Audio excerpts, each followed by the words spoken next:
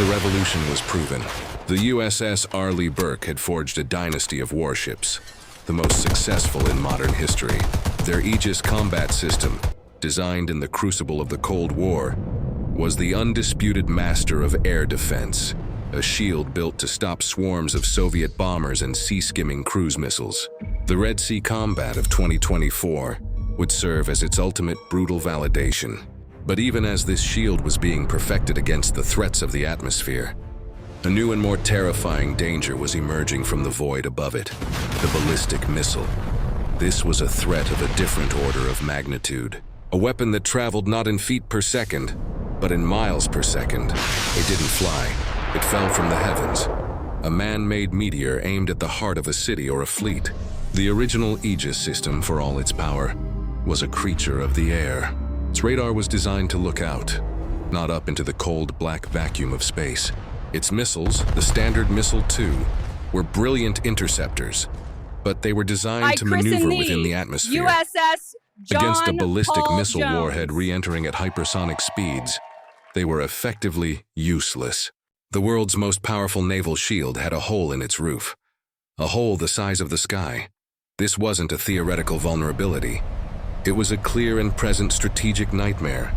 Rogue states and rising powers were investing heavily in ballistic missile technology. These weapons weren't just for the battlefield. They were instruments of blackmail, capable of holding entire nations hostage and negating America's conventional military dominance. A single warhead, even a conventional one, could strike a carrier, an airbase, or a port, causing catastrophic damage and altering the course of a conflict. The existing land-based defense systems were few, static, and offered limited protection. The fleet, the very symbol of American power projection, was a potential city duck.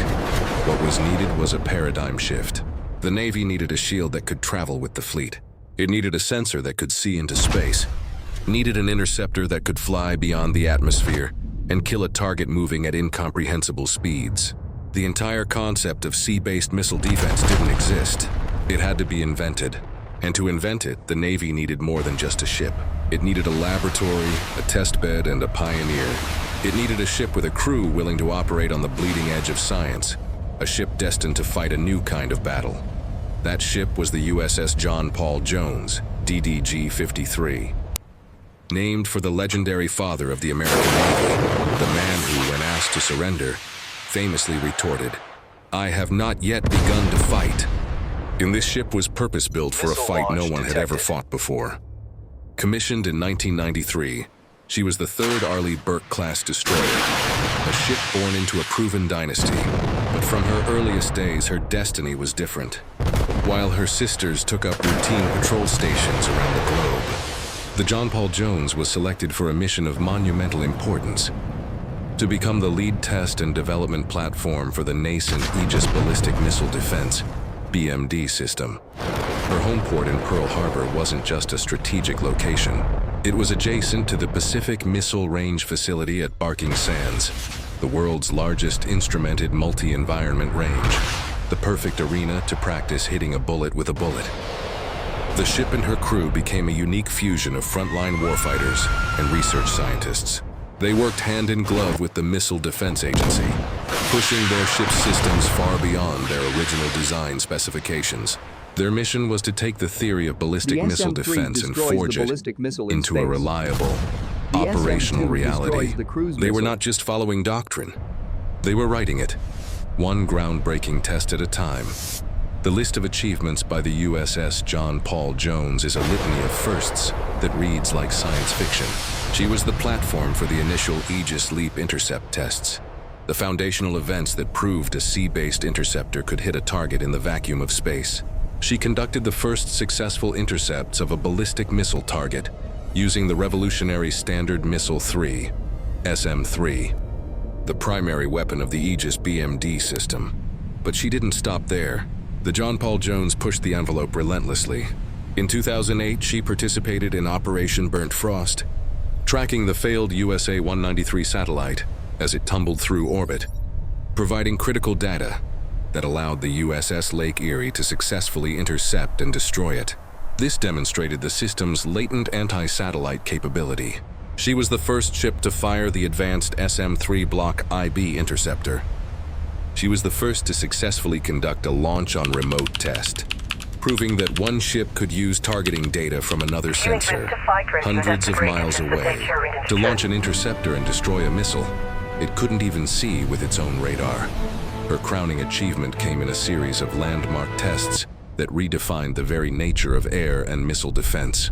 In 2015, the John Paul Jones became the first ship to fire the new Standard Missile-6 in a test that proved its capability against ballistic missile targets in the final terminal phase of their flight, adding a critical lower-tier layer to the defensive shield. Then, in 2017, she conducted a historic test, successfully intercepting an intermediate-range ballistic missile, a faster, higher-flying, and much more difficult target than ever before. But perhaps most importantly, she pioneered the concept of integrated air and missile defense, culminating in tests where she successfully engaged and destroyed a ballistic missile target and a cruise missile target simultaneously. She proved that the shield no longer had to choose. It could defend against all threats from all altitudes at the same time.